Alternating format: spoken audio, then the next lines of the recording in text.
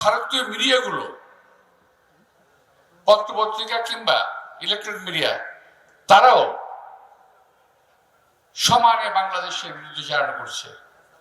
আমাদের এখানে যারা আছেন মঞ্চে, বিশেষ করে সামনে আছেন যারা, কেউ হরপ করে বলতে পারবেন না যে গত 16-17 বছর আপনাকে শান্তিতে বাড়িতে ঘুমোতে পেরেছেন। এতগুলো বছর আমাদেরকে একটা আতঙ্কের মধ্যে কাটাতে হয়েছে প্রিয় ভাইরা। আপনারা জানেন আমি অন্তত 10 থেকে 12 বার গ্রেফতার হয়েছি। এখনো আমার বিরুদ্ধে 108টা মামলা আছে বিদ্যমান। এরকম মামলা হেফাজত, জামাত সহ আরো যত ইসলামিক দল আছে সকলের বিরুদ্ধেই আছে, এবং আমার মনে হয় আপনাদের অনেকের বিরুদ্ধেই মামলা আছে। তো এই আতঙ্কিত জীবনের অবসান ঘটেছে, আল্লাহ তাআলা আমাদেরকে সুযোগ দিয়েছেন। সুতরাং এই সুযোগের একটা ভালো ব্যবহার আমাদের করতে হবে।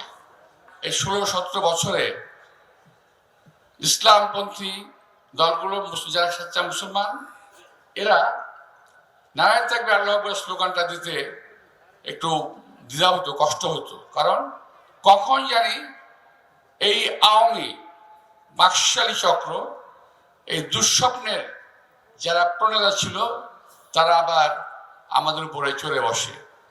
হয়েছিল তাই। যত আলেম ওলামা, রাজনৈতিক দলের নেতৃবৃন্দ জেল খেটেছেন, তার নজির বোধহয় বাংলাদেশের ইতিহাসে নয়, শুধু পৃথিবীর ইতিহাসে নাই এমন কোন নজির যেটা আওয়ামী লীগ করেছিল।